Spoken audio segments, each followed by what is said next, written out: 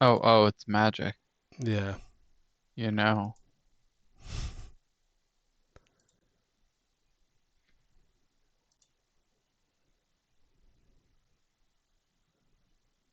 I think I think we're live.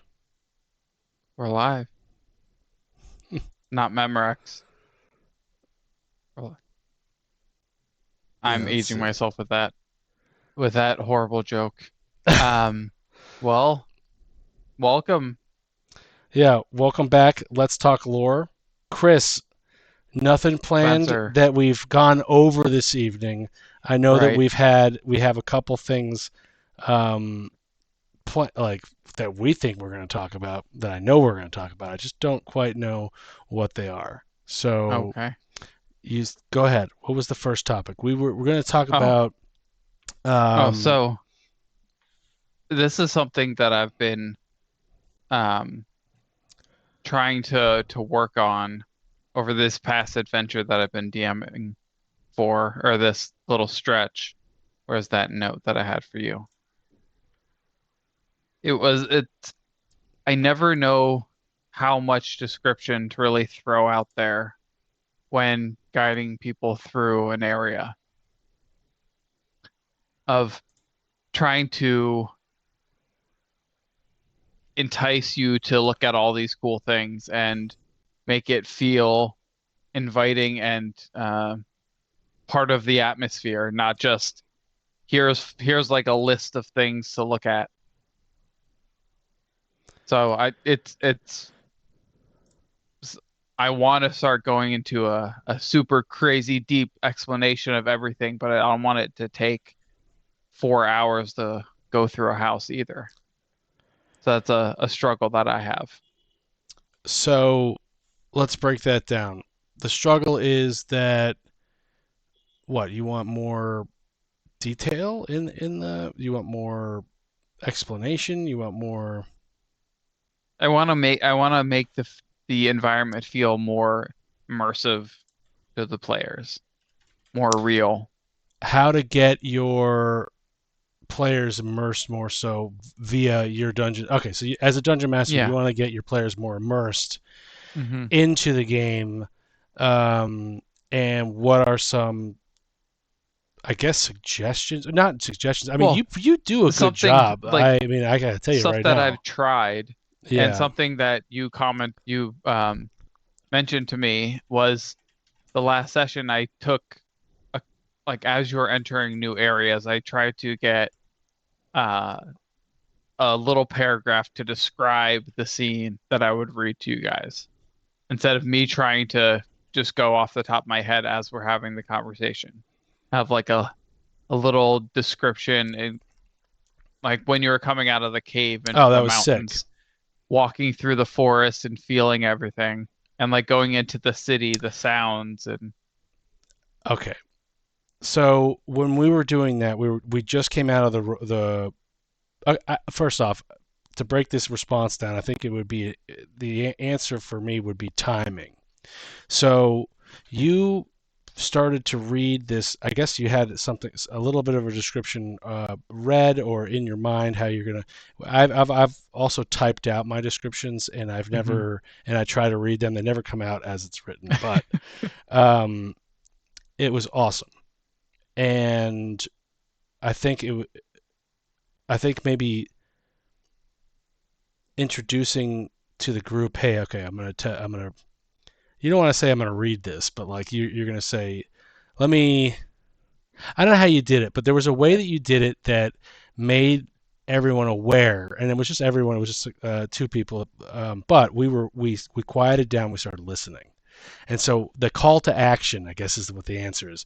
What's the call to action to get people to zone into a description so you don't have to do it Mm, 10 times, right? yeah, When I DM with you, I run the same thing. There's like three things in the room that I want to describe perfectly hmm, because they're little hooks that point towards the answer, the clue, or the right, whatever.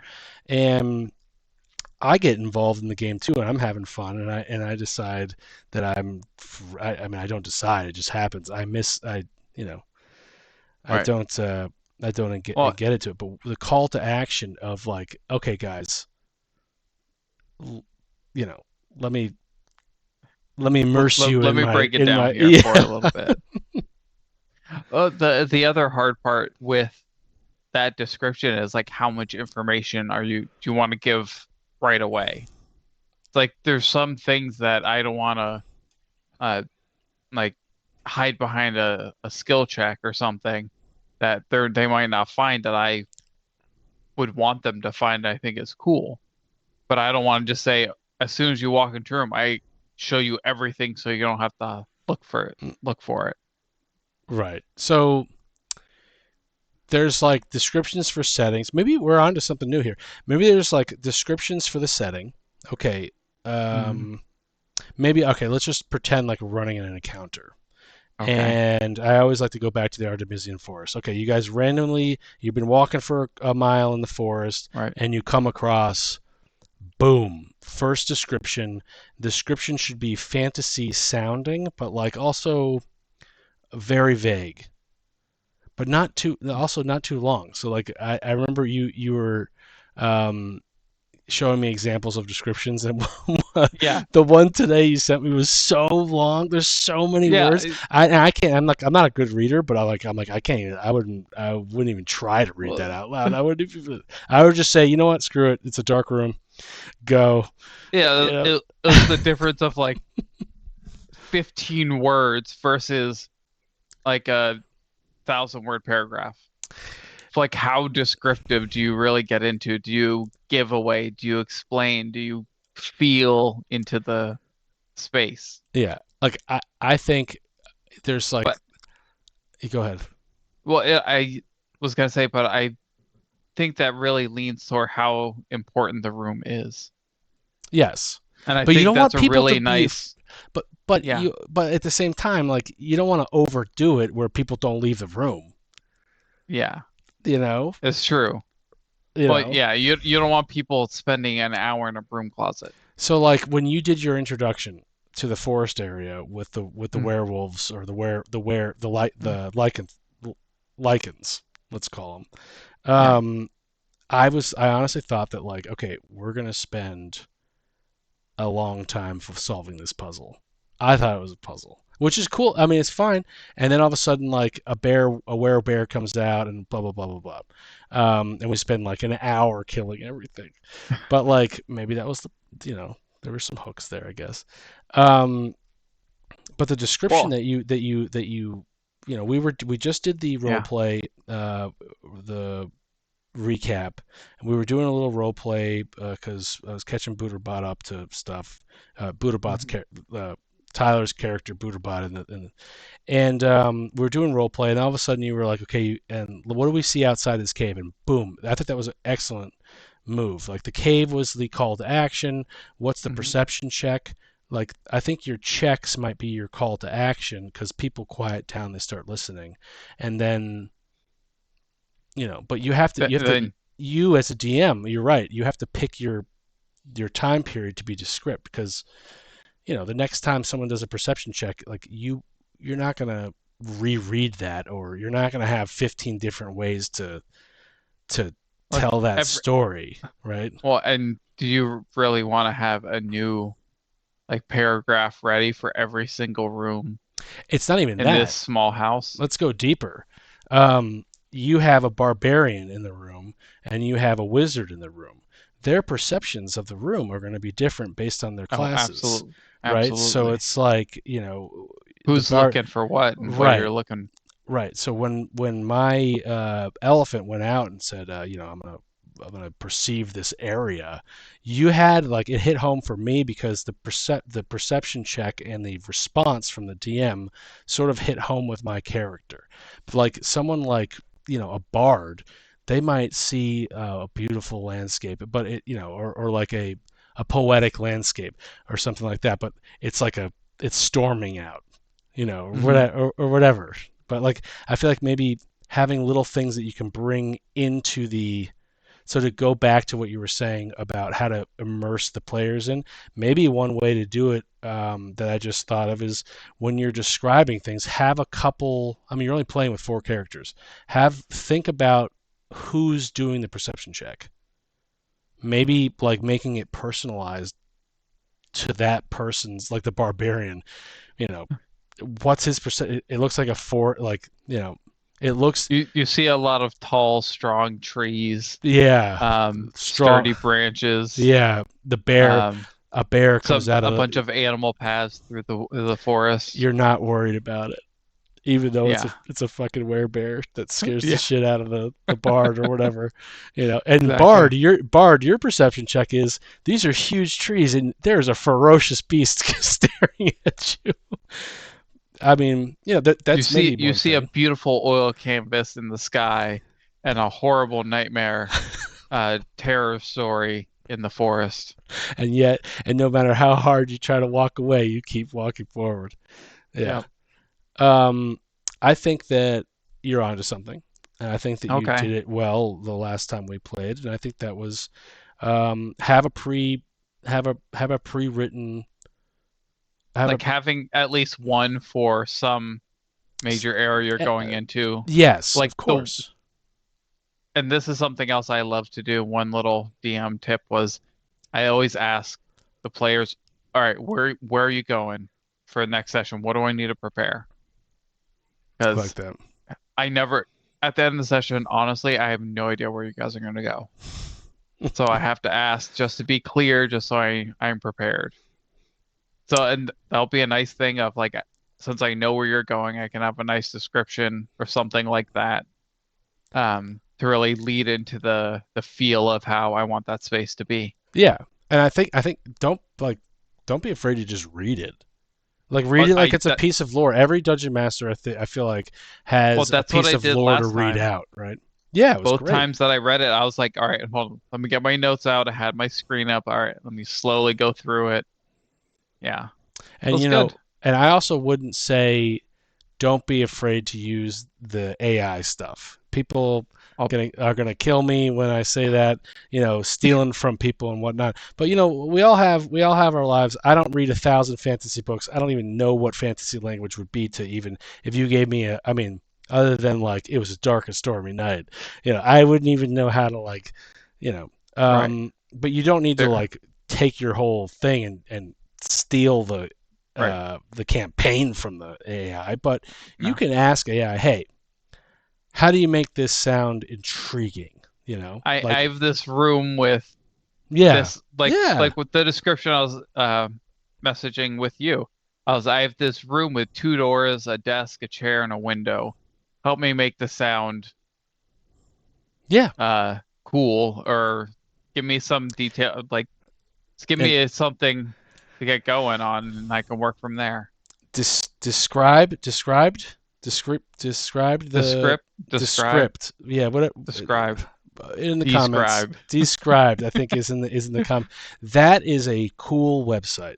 It Yeah. is pretty much like anyone that plays tabletop role playing games.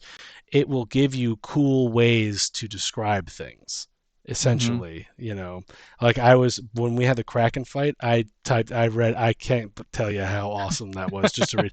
I can't even, but I also didn't want to read it. It was a fight, so like I didn't want to read, Yeah.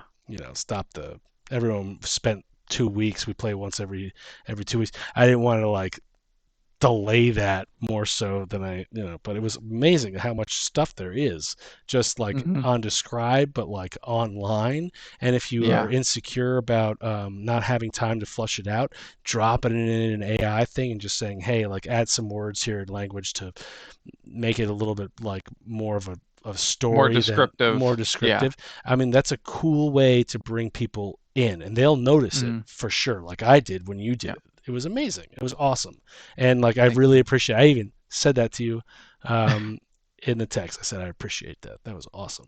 That was sick. Nice. So like that is a cool way. One little tidbit of a way to grab your players and bring them in is to be prepared with a little bit of a description. Don't do a perception check where it's like you notice the sword. What about it? What's the feeling in the room when you notice a sword? Yeah. Like, what's the color radiating from it, or is it pulsing? Is there like a quiet sound in the room when you discover it? The other thing I love to do is remember this is during those perception checks, you can lead them into role play. Be like, you notice this odd thing about your party member's shoe. It's like leading the question of, oh, what is that thing on your shoe? Just Right. So, yeah. yeah, asking the players to, you know, So giving a little extra guidance on, yeah, here's this thing about a fellow party member that you can um, delve into if you want to, or you can notice that and ignore it and continue on with your day. yeah, I feel like. What do you think? Summarize. I mean, we could. You know what? We can take the next Let's Talk Lore to episode and expand it with another idea that Okay, I just thought about. absolutely. But for those of you who are just joining, we just ended our first section, our first section of the tonight session. Roll high and Before we subscribe. end, Right. roll high and subscribe. Yep. I was going to wonder who's going to say it first. But that's a good intro in how to, little tip in how to get your players immersed. Mhm. The thing I wanted to talk about, I guess, when it comes to immersing your players, since we're on that topic, like what can you do as a DM to draw the attention into the game, into the lore, into the, like, I guess it wouldn't be into the lore, but draw your players into their characters, let's say, immerse them, is have them describe the room, but also I just was looking at something. I bought these cards, and I don't know what they're just like random little things that like you can bring up at a campfire to like start a conversation, like and start a role Like play. icebreakers. Yeah, but it's like Yeah. imagine an icebreaker, maybe an NPC named Icebreaker, Long John Icebreaker, which I'll create. Maybe we'll create him tonight.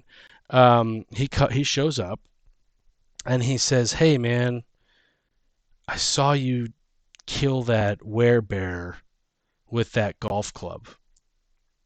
Where'd you get that golf club? Where did you Mhm. learn that skill of jumping on trees?" Or like, Interesting. where, like, hey, before you go, thank you for coming to the shop to buy these potions. Like we're a little low on cash and it's been a hard year. So grateful you're here. Here, buy one get one free. But like, where are you from? What's your name? you know?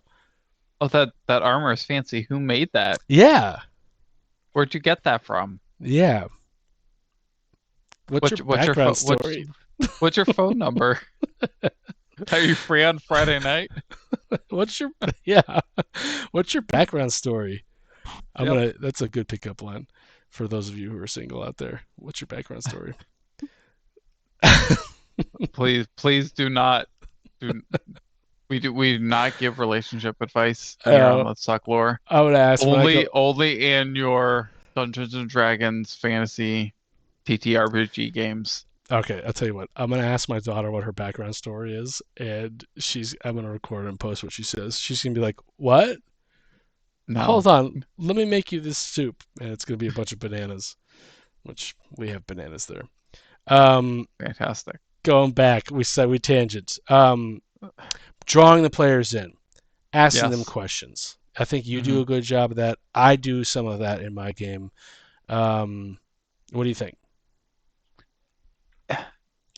I that's something that I feel I struggle with as a dungeon master is trying to keep everyone active and engaged. And I try to um pull random people in, pull party members in who haven't been as active in the story with moments of not necessarily forced role play, but encouraged role play of like, so if I know you're feeling talkative tonight, I might say or come to you and bring your character towards Sprox, who might be feeling quiet, and give some sort of lead in, some sort of connection maybe bring up a little conversation before moving into something else. So how Like to sparking a story before throwing adventure into it. so each player that's playing has a different objective in the game. That's also Hmm. important to know. So like yes, the characters have their own backstory and their own they want to find this or they want to do that. Their ultimate goal is to find every item or whatever. Uh, Matt's goal, he wants to kill dragons. So maybe a cool, like it's gonna be tough to go up to a PC with an NPC because that's how I would do it, really. Yeah. Or if there's like a voice that they hear that's asking a question or whatever. Um, that player loves killing dragons. That player also loves killing NPCs. Hey man, what Yes. was your best kill? Like I've noticed that you have a lot of blood on your weapons. Like what's your best kill? He's probably gonna, knowing Matt, he'll probably be more receptive to that question than Yeah. did you see the clouds in the sky? Do you recognize any? Do you recognize any shape? Like what's the you know? Fair. Although I feel like your character that you play that you're gonna go back to, I feel like he would have a good couple shapes in the sky that probably would be a good world building experience. The shapes of the clouds in the sky. But like, We'll see. yeah, I think that like asking your players questions about their character Hmm. is probably one of the more immersive experiences, especially if you're right. Like if that player is involved in Yeah. there. Well, and something else that I've done recently, similar to that, is asking players how their characters would do something. Of like describe in more detail how you're going to creep open the door, or how you're going to try and like move this object or do this action that might be a little bit more intricate or more subtle or more focused on your character of like, oh, I'm gonna run off this wall. Okay, give me a little bit more descriptive of how cool are you gonna make this run off this wall? And let them bring some of that personality into Oh, during the, actions? well, not Absolutely. necessarily, yeah, in actions and in skill checks or like, oh yeah, you're sneaking forward. Like, how are you gonna be stealthing forward? Are you like slinking in the shadows? Are you tiptoeing like Pink Panther? Yeah, not dungeon masters, and I used to do this a lot too. Like to describe the way that the players do things. Like, okay, so you rolled a two, all right. But I also one of the things I started to do incorporated in the game was, dude, you rolled a two, so you failed. But like, why don't you tell everyone how you failed? Yeah, you describe the Yeah, you failure. own that. You own your actions, sir. Like I'm just here. I'm Yes, just here to moderate. I'm just absolutely. so like that's a really cool. And like when Aaron did the moonwalk across the I was like, you're gonna jump off of a boat onto a dead boat, like a rotting boat, to try to get to a island over water or whatever. And he rolled a nat 20. I'm like, describe how you do Yeah, this. And he like pretty much moonwalk slid, and it was the coolest thing. But like yeah. everyone else rolled a terrible perception, so no one saw it. I saw it. Hmm. That was so good. Yeah, That's a good way to immerse people. I'm glad that we had this conversation because I'm already me too. immersed. I'm immersed right now. You don't even know. You don't even know. Um, Fantastic. but yeah, I guess asking questions is another one. Yeah. Well, give players opportunity to role player in any way to bring. We all want to talk about our characters. We're all nerds. We We are. would be happy if someone would just sit down and we would just describe our entire character's backstory and all the cool things that we want to do with them. So give your players that opportunity to bring that into all their stories, their adventures, their movements, everything. We're all nerds. We're, So we're yeah, my it's okay to ADD, be a nerd. my ADD just kicked in. I'm just like, all I heard was I'm a nerd, and you got me right there. Ask me a question about my player. Like I'll tell you everything that you need to know on the Yep. spot, made up right there, right then there. And you can also and also you don't have to decide this by yourself. You can also say this to the group. Be prepared for me to role play your character's backstory into this by asking questions. Like people, Mhm. it's not normal to go into a shop or somewhere and no one asks you anything. Now, like Yeah. I go Hey, into where are set, you from? right? What? How long you staying in Yeah, town? yeah, exactly. It's but not maybe not a shop, but like when you go ask someone for help, they're gonna say, "Well, who the hell are you? Yeah. Like, why should I trust you to? Why do you want this key? You know, Yeah. where'd you get that scar? You tell me. You tell me. Where'd you get this blood-stained armor? Why Yeah. should I not ask any questions? Why are you exhausted? Like, you know, why do you look so tired? You know. Who knows? Who Yeah. knows? But those are so, like this session of Let's Talk Lore is Yeah. great. That's two boom, bam. Um, Hmm. NPC allow your players to role play. Uh, get in there. It's hard to do Yeah. role play though when you're just on an exploration. So Yes. let's on the next one talk about that. But until Okay. then, roll high and subscribe. Chris, I beat you there. Roll high and subscribe next time. Yeah. Now this next one. Mondays. Mondays at Oh, 8 p.m. for Mondays 8 p.m. for this next session. They are going to chateau, the chateau The dungeon crawl. Chateau. That's where you're going. Theoretically. S If H A no, S. you think French. It's never straightforward. Uh, Chau. oh my God! Imagine an Chateau. yeah. Imagine an elephant pronouncing that. It sounds like this. Yeah, but I'll But he speaks. He speaks in common. Yeah. Chateau.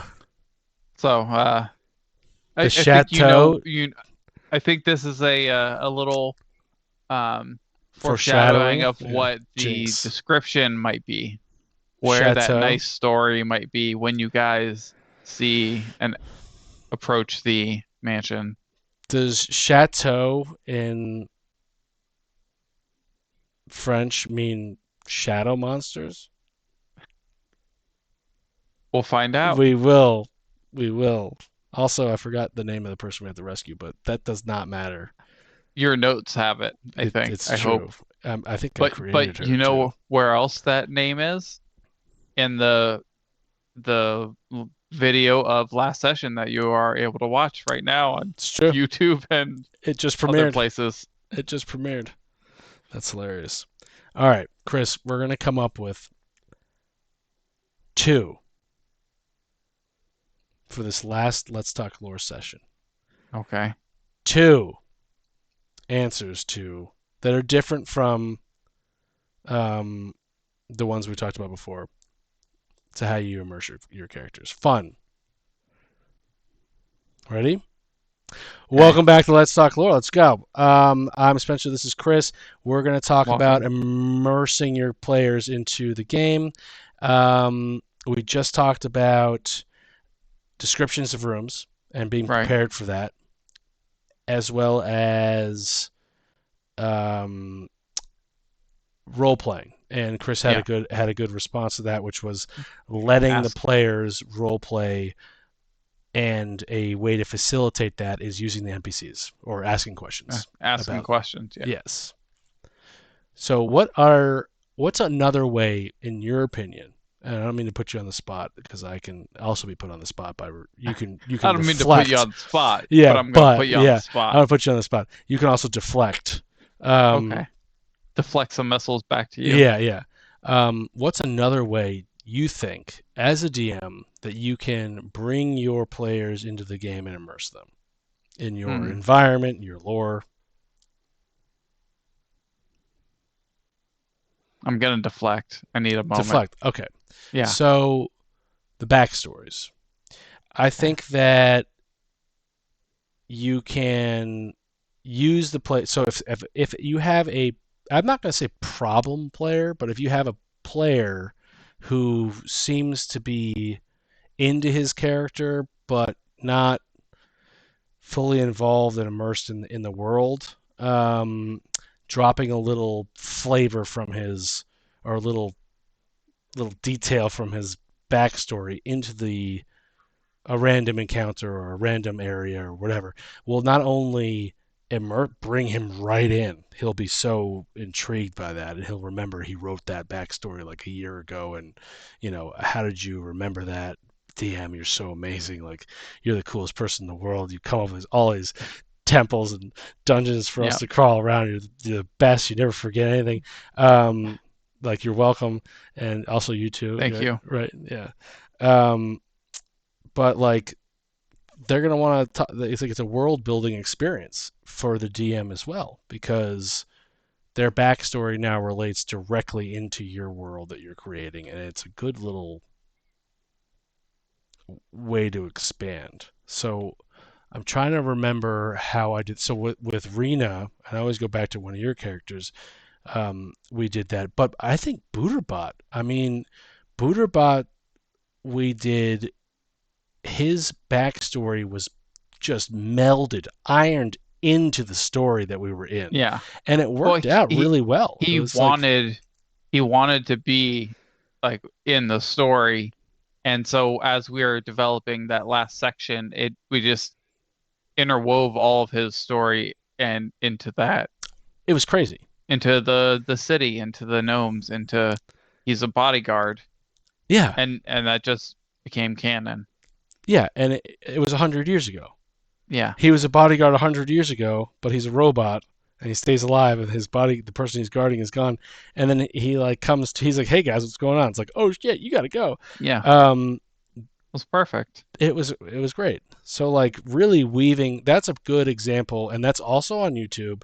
Um, Act 7, and you can see in it, especially it's the flat earthers versus the The round round earthers. earthers. Yeah, that's the episode, or maybe the one before, like right there. Um, eighth episode of that act. You can see it just sort of flowed in. It wasn't like there wasn't like a big intro. Hey, how you doing? Um, let's spend an hour of game time in this pivotal arc of Tavern. the story. Yeah, talking about it. But uh, weaving the backstories is great. But also, you don't have to, like, in my opinion, weave it in like that. We ironed that thing in. Yeah. Like, in your experience, how do you weave in backstories? I am not so great at weaving in backstories, but the way I've liked to do it is introduce.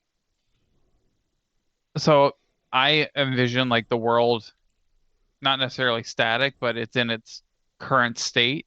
And in order to bring backstory and or create change, I use an NPC or a cart or a message to come in and throw that backstory into the story. So like what you were saying, it could be they go to a shop and it's some random or it's character's third cousin and they need some help for their late sister's grandmother's medication. You know what I'm gonna do? I'm gonna have you guys roll into a store, and I'm just gonna have everyone recognize all of you, and I'm gonna be like, "How do I know you? Where do I know you from?" Take We all roll. immerse. We walk into the story. We all roll a d20. Whoever gets the highest, that's whose relative is in the store. Oh my God! There's gonna be a big mall where you can buy anything you want in the Yeah. cloud kingdom in the sky. It's gonna be called immersion. It's gonna be great. All I'm gonna do is, like, every single thing in that store is gonna be based around every character's immersing everyone in. But yeah, so Yeah. not to get too far off topic, but um, backstories. I feel like is a Backstories, good, yeah. yeah, even subtle details, just a small little, like with Rena in the Force. I always go back to that one as the example because that's I wanted to try that and I did it and I thought it was successful. I took your character's uh, backstory and I just looked for a detail which was the ship's name and the ship's plaque. Like you knew, I didn't know what the logo of the Right. family business was, but I told you you recognize the ship's plaque and you recognize like on it after scraping it or whatever you Hmm. did, your family's logo, and like the Yeah, ship was like buried underground. And like that was, I thought that was cool. I hope you thought it was cool. I think other I people did. thought it was cool. Um, But something that I always find is important is you want to have that drop, not just like make a little ripple, because it's very easy if it's like an uncomfortable part of someone's backstory for them to just like brush it off. Like if you're gonna throw some backstory in there, make it a splash. yeah, Make it affect the party a little more than, oh, you saw a person in a shop at a passing glance. Like force that interaction a little if you want to bring that backstory in. Make maybe them decide to either ignore it or engage. put it at the entrance of a dungeon. Yeah, That'll be, and even if there's no answer to it, that'll be one hell of a dungeon okay. for that character. Yeah, it All will right. be. So, Chris, you're up now. My app. Yeah. One way, and you can deflect again No, I got because something for you. I've got my deflecting. I got my hand here. Boom. No, I'm good. It'll play.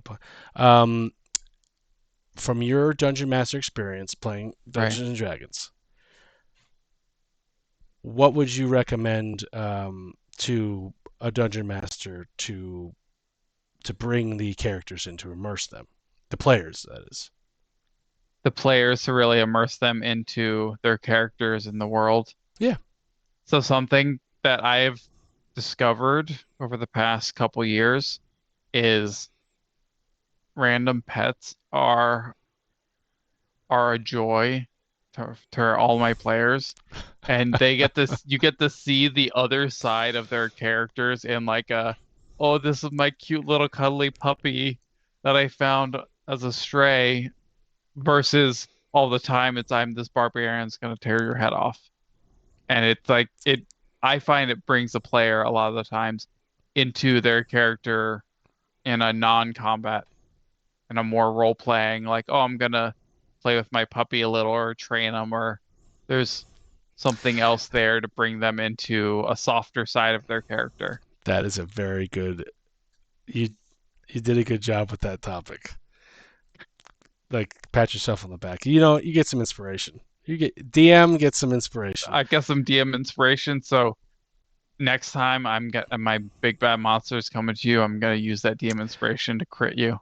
Yeah, and it's funny because like you know, Booterbot has a cat. Now I think he forgot he has a cat. But when he had the cat, when he was like, Forgot "Can about. I?" When he was like, "Can I keep this cat?" I was like, No, "Yeah, we bought it. We yeah." Or bought bought it. that cat. Yeah, we bought the cat. When he was like, "Can I buy this cat?" and he was like, "Can I like keep it like as a player? Can my character keep it?" Like, of course. Um, every now and then you'd go around and I would be like, "All right, so what are you doing here? What are you doing here, Booterbot? What are you doing here?" And he was like, "I'm just stroking my cat, just looking around." You know, it, like it's Yep. pretty good. It's a pretty like unique. It's a unique like Hmm. idea. I love it. And if you think of like every player has a couple NPCs that they remember from every campaign or adventure. If any character has ever had a pet, they remember it wholeheartedly. It's in character art. It's in everything. They might have a mini of it. Oh Pets. yeah, pets are yeah. That's my secret. That's hilarious. And like just think about like the idea of role playing with your pet. Like you're gonna go here, you're gonna be like, where am I gonna tie him up? It's the dungeon, I don't want him to come in with me. Or do you keep him will you keep him like like in your bag? Do you carry him with you? Do you you know, like do you is he a guard? Do you have him, you know, like Well, and Spencer, I'm going to spoil it for you too. Another DM tip. pets are the greatest infiltrators in any D&D party. A stray little puppy wandering down the street that happens to be some assassin that's trying to kill one of your party members, or is some devil or something that trying to do something, or some infiltrator from their big bad. But the party's gonna see a little helpless puppy and want to take Right. care of it. Yeah. Like, So, yeah. So Matt, our character, he took the baby. They, he's an NPC killer. So we'll do one on. He's not a problem player. He's just an no. NPC killer. So what do you do with He that? likes to push, he Yeah. likes to And push I've come up with the boundaries. ultimate solution for the NPC killer that pushes boundaries, that sort of like kills your story or tries to, is to lay on the big guilt. So you guys went in there and you killed all these people. They were mind flayers, and you killed them. And then you went upstairs. You did a perception check. Yeah, it was low, but fuck it. I wanted to, give You it to want to Matt. throw I that wanted to give it guilt to Matt, on. and I was like, perception check of 5 is still not low enough not to hear, and what you hear is a baby crying. And he was like, everyone that was playing was like, oh, Oh, Spencer. Well, you know what? You shouldn't have killed the mommy and daddies. Okay. So now Matt's rolling oh, around with a baby. It's just like, to your point, like, he's not a pet, but like he is sort of like a pet. He's yeah, rolling around with a it's a baby. companion. Yeah, and so like Yeah, every now and then he's like, well, I'm gonna, first off, before I knife this guy to death because I can't stand him, I'm gonna make sure that baby Ergo's okay. yeah. Make sure to see if Zorgo needs the brain, or can I just Yeah, destroy this guy's brain? yeah, yeah. The best part about that Or is that do I need to salt this one for later? best part about that pet was that he's a baby. Yeah, a baby mind flayer that needs brains Hmm. for sustenance. It's like, is he Yeah, hungry? Okay, I'll kill this guy instead. But yeah, yeah. I think it's a great idea. Little pets, Mm, things. It doesn't have to be a pet. It'd be creative, like yeah, Ergo. It could be a talking plant. It could be like yeah. a, anything It like could be that. an egg. It Making doesn't them, have to. yeah, It doesn't have to be alive. You give the start with an egg. Give it a promise. Make them work for it. yeah. Make Oh them my show God. love and compassion. You See if they remember they care. you remember when we had the egg and the centaur stepped on it? I know. Oh, that It was that was terrible. heartbreaking. Yeah, it was brutal. I remember I went to sleep. I was like, wow, I think I got in touch with something there. It was crazy. I mean, we rolled so low, though, it had to happen. Yeah, But, I like, know. I it know. was We insane. we tried. We tried and failed miserably. That one, Oh, that one is not on YouTube, but it oh is no. playable on the Hmm. upcoming encounters, that we'll be producing for everyone. But those are good ideas, dude. Pets are great way to immerse your character. It lets the player and character and player character care about something other than the mission's goal. So it's like, Hmm. how do you get through this dungeon and have everyone still intact, including this kitten, even though the Yeah. kitten's probably a dragon. Even You know. yeah, even though there's no way the kitten should have survived the fireball, Oh but yeah, it cool. did. Yeah, and it's bigger.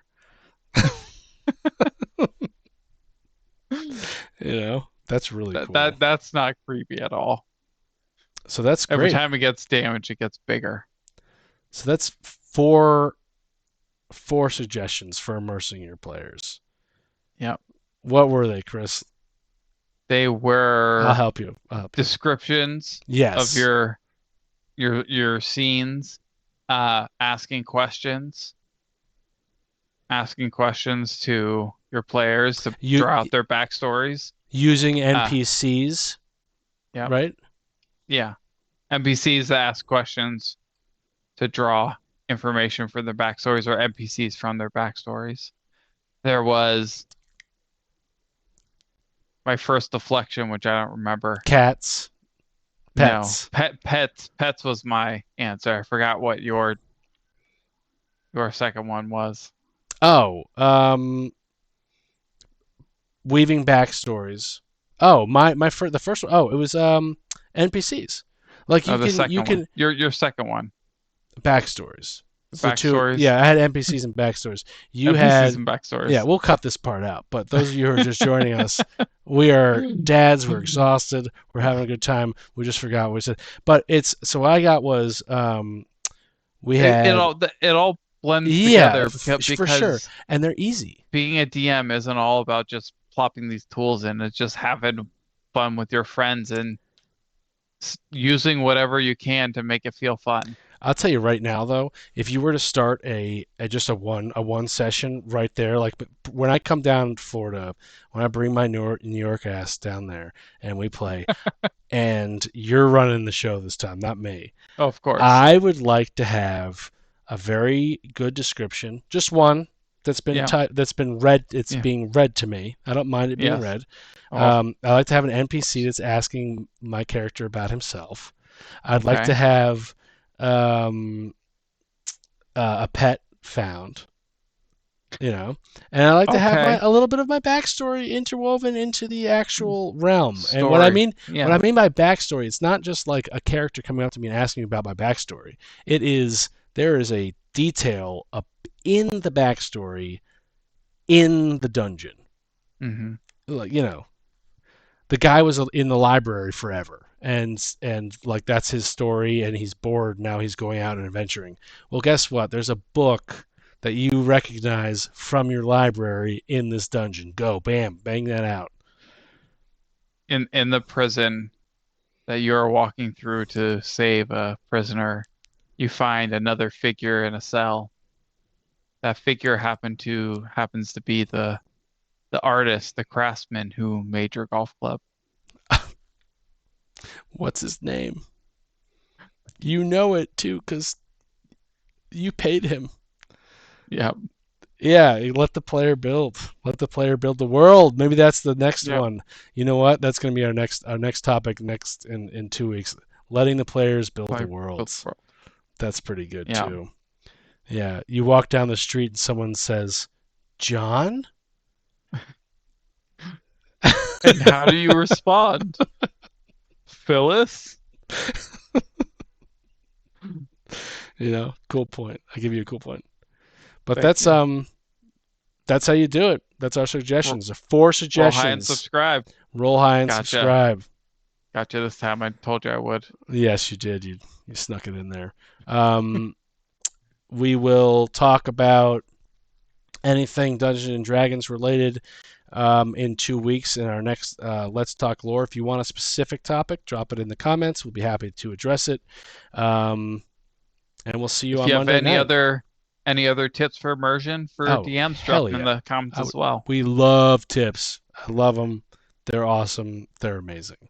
I love it Yes. when an actual DM is like, I did that and it was hilarious.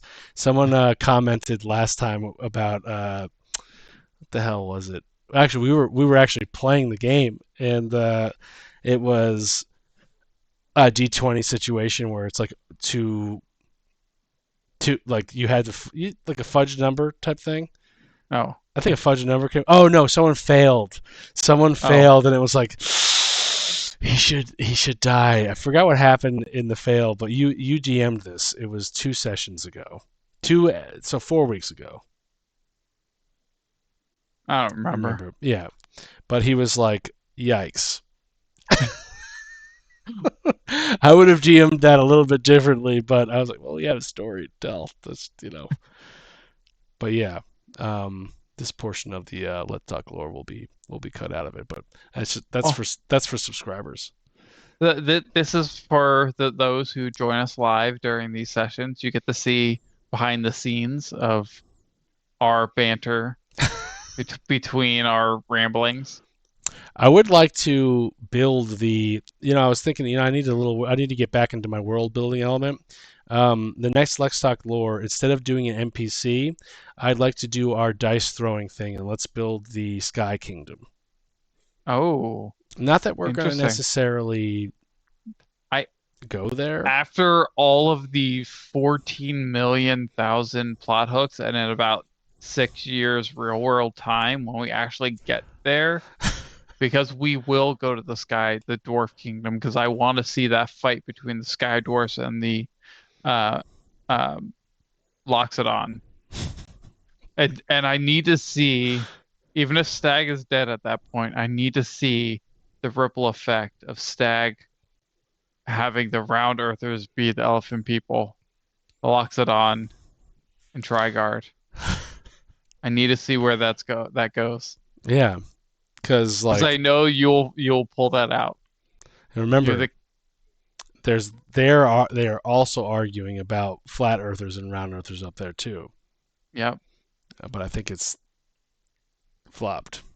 I know. I think that's why it's funny that it's that way in Trigard.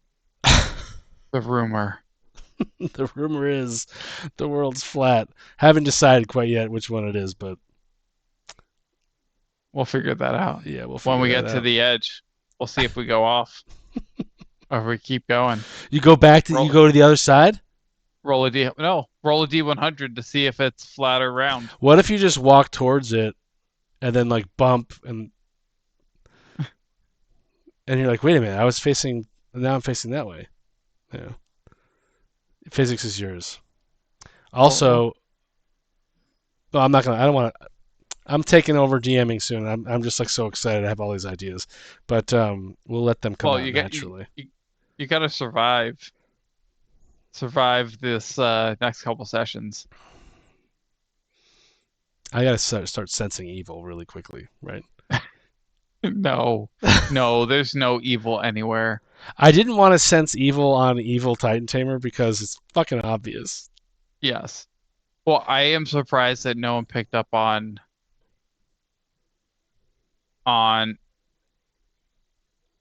his underlying information. Like there's a lot of um unspoken information about Titan Tamer out I, there, I'll go and like look at it. insinuations about him and about the area. So there's some things that I'm curious to when you guys are gonna pick up on That's interesting. some bits of information. I've been like slowly feeding little clues here and there. If you want to know who Titan Tamer is, we built him together on YouTube on our NPC builds that we do, and he is pretty good Also, if you want to see evil Titan Tamer, we in have a action. level 21 shot with Titan Tamer and Agoth Doomhand. Yeah, you can't. We know we're gonna do another one of those, right? But Absolutely, that was so much fun. yeah, the next time I'll DM it, and it's gonna be underwater or something like that. Add the element of swimming to it. Oh Um, no. yeah, it's gonna be amazing. But until then, Roll high and awesome. subscribe. Yeah, roll high and subscribe. You did it to me again. Now we're tied. Those are some good DM tips. I will edit them so that they're easier to view. Subscribe on YouTube. Watch them again on our reels. Drop anything in the comments that you want to talk about or suggestions for us. See you And Monday night. yeah, see you Monday night. I can't wait to fight this Titan Tamer, but I don't think that's happening Monday. I I feel like a really plot. hope you There's gonna be guys like a don't plot try and twist. fight Titan Tamer. There's gonna be like He is some sort of plot twist he is so coming. much stronger than you guys are. No, I got a golf club. It's fine. Okay. All We'll right. see.